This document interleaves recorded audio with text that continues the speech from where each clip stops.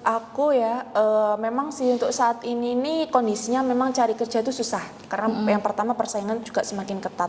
Nah menurutku waktu yang pas untuk istirahat itu kalau setelah kuliah. Kalau dari aku pribadi itu aku mengkategorikan beberapa circle pertemanan. Kalau bahasa sekarang kan circle ya.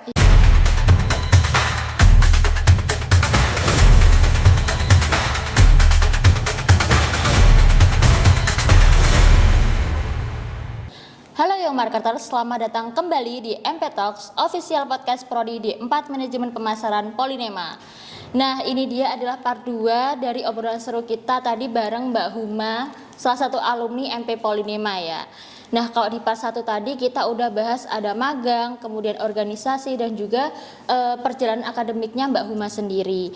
Nah, kalau di part 2-nya ini kita akan bahas topik yang lebih menantang nih, yaitu tentang life after graduation. Jadi life after graduation ini kan adalah transisi dari dunia pendidikan formal ke dunia nyata, ya kan Mbak, benar? Iya betul banget. Oke. Nah kalau di life after graduation ini aku ingin tanya tentang kerja Kak. Yang pertama, bisa nggak sih Kak ceritain proses Mbak Huma ini tentang mencari kerjanya setelah lulus? Iya.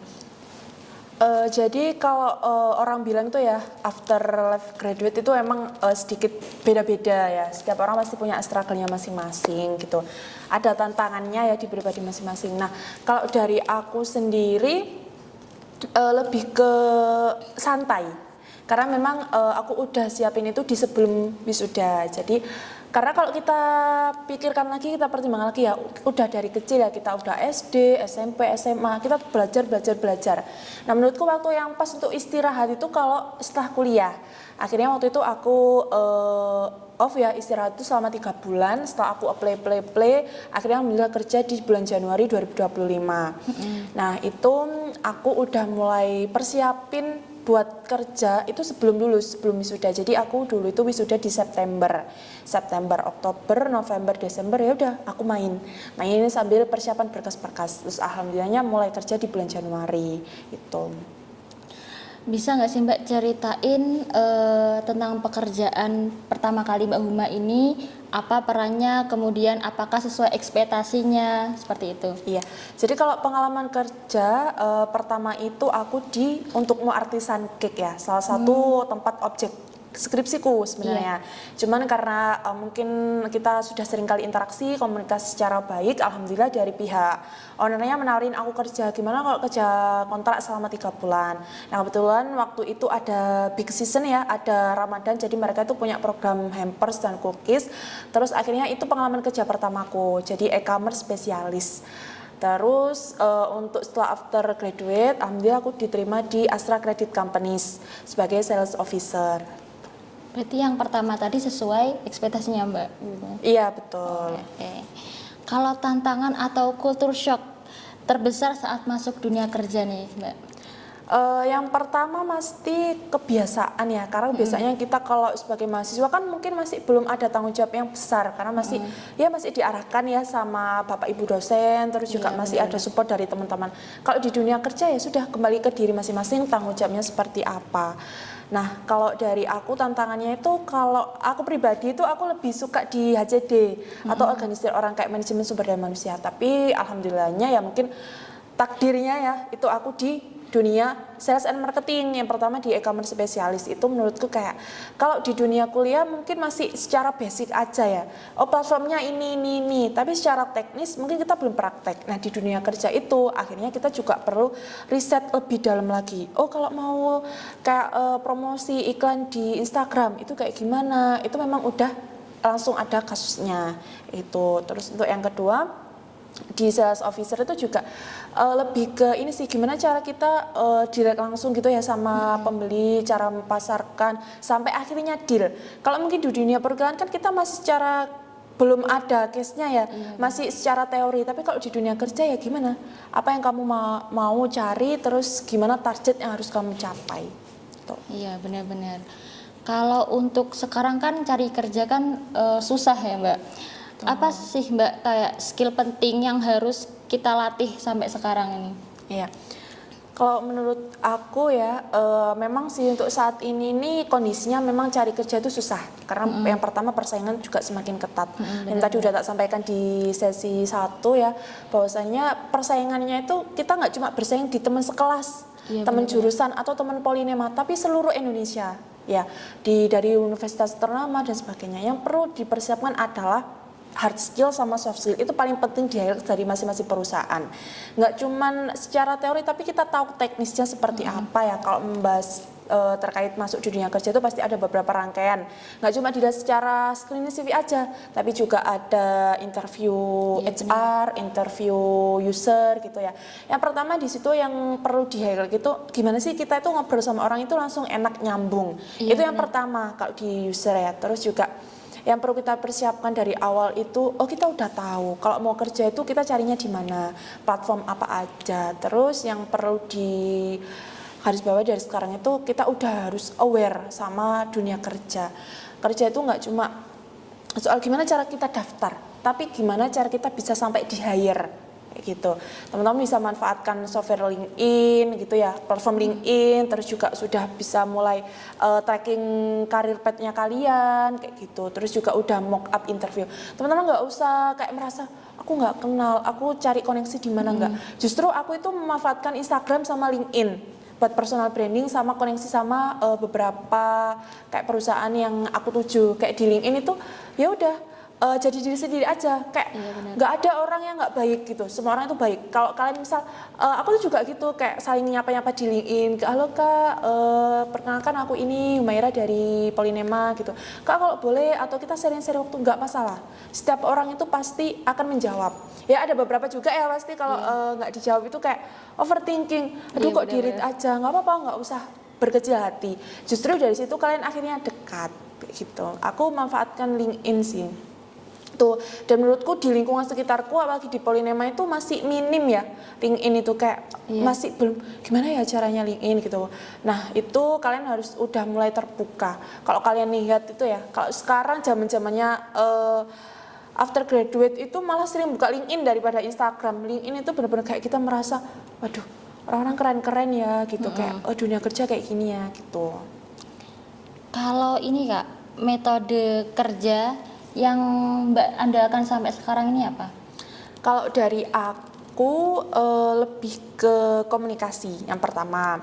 Terus yang kedua kita juga harus udah tahu ya hard skillnya kita tuh apa aja.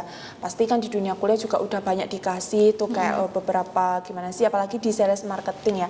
Kalau mbak sales marketing nggak ada habis-habisnya gitu ya. Apalagi sekarang itu juga udah semakin canggih, apalagi udah kayak semua berbaur tentang teknologi ya. Jadi gimana kita harus bisa adaptasi sama perkembangan itu gitu. Terus juga kita harus adaptif gitu ya. Oh ada perubahan ini ya sudah kita harus mengikuti. Terus banyak juga kok platform, sampai sekarang pun juga aku masih aktif ikut bootcamp. Bootcamp gitu juga kalian bisa lihat di MySkill, terus juga di SmartPad itu banyak banget. Kalau misal kalian bingung, oh misal kayak analyze gitu ya, terus analis market gitu. Gimana? Kalau memang kalian tipe yang kurang bisa hanya membaca, itu kan pasti ada komunikasi dua arah. Kan bisa ikut bootcamp, nggak berbayar kok, banyak yang gratis. Itu sih lebih ke aware sama lingkungan, sama perkembangan. Oke Mbak. Gimana sih Mbak cara membangun koneksi atau networking yang relevan nih? Iya.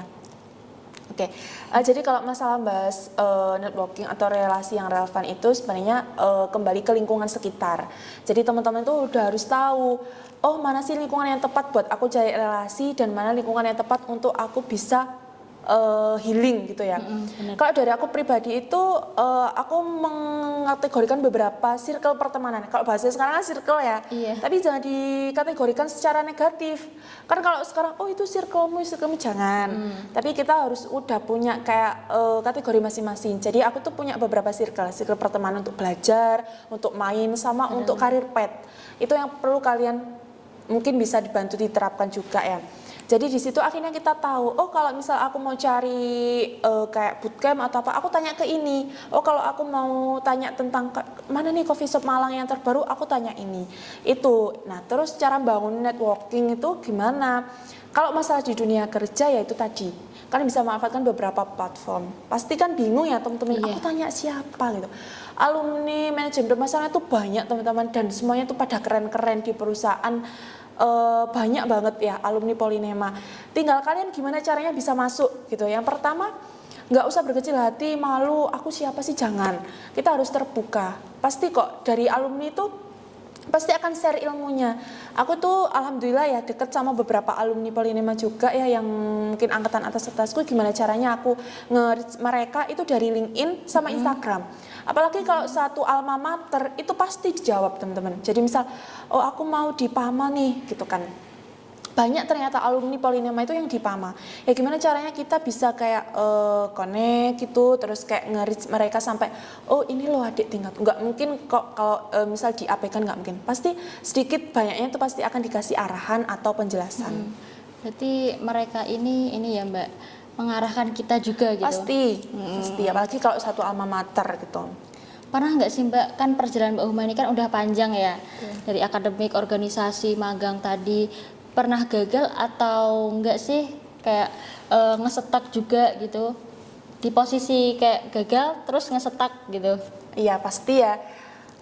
Kalau itu pasti ada kegagalan di balik kesuksesan itu pasti. Kalau misal kita mau ngelakuin sesuatu kalau merasa kurang gitu, nggak sesuai ekspektasi. Tapi kalau boleh cerita nih, aku tipe orang yang ekspektasiku tuh tinggi ke semua hal, ke akademi, ke organisasi atau ke dunia kerja tuh tinggi. Tapi itu yang jadi motivasi gitu. Motivasi, oh akhirnya gimana caranya aku bisa memenuhi ekspektasiku. Kalaupun nanti ekspektasinya nggak sesuai sama yang aku inginkan, oh ya memang berarti itu hasil dari prosesku. Makanya prinsip hidupku itu trust the process. Nah itu gimana caranya ya? Kalau dari aku pribadi, aku pernah gagal ya aku pernah merasa stuck ya. Kalau bahas stuck itu aku pernah stuck di skripsi jadi teman-teman. Jadi waktu itu aku skripsiku tuh ubah judul. Ubah judul dari sempro sampai semas itu dirubah judulnya. Pasti ada rasa kayak waduh gimana ya, kok ini kayak gini, aku harus ulang dari awal pasti. Tapi ya mau gimana pun kita harus selesaikan apa yang sudah kita mulai. Jadi kita pasti punya banyak cara. Kalaupun nggak dari diri kita sendiri, itu ada banyak support dari teman, sahabat ataupun keluarga. Terus juga banyak kok cara yang harus kita lalui gitu buat untuk kita itu nggak stuck. Pokoknya pesanku ya, apapun itu jangan sampai stuck. Kita harus inget banget apa yang membuat kita mulai, harus apa yang bisa membuat kita akhir. Gitu. Kalau dari kegagalan tadi Mbak, gimana sih cara Mbak Huma ini untuk bangkitnya itu, bisa nggak sih bagi-bagi tips gitu? Oh iya. Kalau dari aku ya, kalau masalah stuckku dulu di skripsi, aku lihat proses orang lain. Jadi gini, memang ada pernyataan ya, jangan membanding-bandingkan proses atau hasil kita dengan orang lain pasti. Tapi kan kita juga punya standar. Oh kalau dia bisa, oh berarti aku juga harusnya lebih bisa. Kayak gitu. Tinggal waktunya aja. Sebenarnya proses orang itu memang berbeda-beda. Tapi yang menjalankan proses dan tahu nanti gimana hasilnya itu juga kita sendiri. Itu yang ngebuat akhirnya aku setelah 2 minggu itu kayak, oke, aku harus mulai cari titik terangnya gimana. Benar-benar. Jadi aku sharing ke teman-teman, sharing ke dosen-dosen lainnya, buat gimana sih caranya aku bisa lebih semangat lagi. Akhirnya ngerjain skripsi sampai selesai, itu gitu. Kalau misal Mbak Huma ini bisa kembali lagi nih ke masa-masa kuliah, apa sih yang pengen Mbak Huma lakukan? Ya, kalau masalah kuliah ya teman-teman, masa kuliah itu benar-benar masa yang paling menurutku kayak terbaik buat kita bisa kayak merangkai cerita gitu ya, karena di masa kuliah sama kerja itu memang peralihan yang sangat menurutku beda banget. Manfaatkan waktu sebaik mungkin, itu sih pesanku. Terus juga aku pengen gitu balik lagi kuliah. Sampai sekarang pun kalau orang tanya gitu ya, kalau mayoritas yang aku tahu dari teman-temanku, duh pengen yo kita kuliah kayak kesana kesini kayak gitu tuh, kayak enak aja di masa kuliah itu. Kayak gitu. Jadi itu yang momen yang paling aku mau ulang lagi tuh kuliah. Di kuliah itu momen bareng temannya lebih banyak sih. Bener banget. Nah kalau untuk saran untuk mahasiswa prodi kita nih Mbak, prodi MP ini untuk biar bisa siap kerja kemudian siap bersaing? Iya, kalau saran dari aku itu terus upgrade skill, banyak sharing sama alumni, terus juga sama beberapa relasi kalian yang menurut kalian bisa memberikan insight baru, kayak gitu tuh perlu. Terus juga pesanku banget ini, kalian harus aware ya sama perkembangan platform di dunia kerja. Kalau memang tujuan kalian tuh mau kerja, kayak gitu. Udah harus mulai mempersiapkan itu di semester akhir menurutku. Jangan sampai setelah wisuda baru kalian siapkan. Jadi membuang-buang energi dan pastinya akan stuck. Banyak permasalahan struggle itu di waktu itu gitu. Banyak orang kayak aduh aku gini, oh ternyata gini ya gitu. Jadi jangan sampai kalian merasa akhirnya stuck untuk gimana cara memulai. Tapi coba mulai di waktu semester akhir. Sambil skripsi kan juga mungkin masih luang ya waktunya. Kalian bisa aware sama platform-platform mencari kerja, terus udah mulai nyusun karir path-nya gimana kayak gitu. Terus juga kalau kalian mau sharing-sharing sama alumni-alumni, sama aku juga bisa kok langsung aja gitu ya. Nggak apa-apa, apalagi kalau satu alma mater gitu ya, pasti kita akan terbuka. Ya, jadi teman-teman kalau mau tanya-tanya ke Mbak Huma bisa nih langsung DM. Ya bisa. Nah kalau untuk harapan Mbak, harapannya untuk prodi sama dan juga sesama alumni. Iya. Harapan untuk prodi ya semoga semakin terbaik, terus juga semoga makin banyak perkembangan, terus pastinya juga lebih terbaik lah daripada sebelum-sebelumnya ya. Terus untuk para alumni, semoga kita tetap menjaga nama baik alma mater, terus juga bisa tetap kompak dan satu gitu ya, bisa kayak bisa membantu adik-adik kita, terus juga ya kita bisa saling support satu sama lain. Oh ya, terus untuk masalah alumni, kita juga ada kok ikatan alumni kayak gitu. Nanti teman-teman bisa join di IKA Polinema gitu. Benar-benar nih. Jadi teman-teman tadi kan kita udah bahas ada terkait magang, organisasi, kemudian juga ada perjalanan akademiknya dari Mbak Huma ya. Dan juga terkait life after graduation. Nah, kita tutup sampai di sini dulu ya teman-teman. Untuk ngobrol-ngobrolnya bareng Mbak Huma. Saya ucapkan terima kasih banyak Mbak Huma atas sharing-sharingnya yang super insightful. Nah, buat kalian para pendengar jangan lupa follow semua akun sosial media MP dan share episode ini ke teman-teman kalian. Mbak, kita ada jargon Mbak. Oh ya, boleh. Hafal kan Mbak? Ya, hafal. Oke, yaudah kita mulai. Aku ya Mbak yang ngomong nih. Iya. Oke. MP Talks, inspirasi pasti, MP1 di hati. Nah, sampai jumpa di episode berikutnya. Tetap semangat, tetap keren, dan terus jadi yang terbaik. Bye-bye. Ya.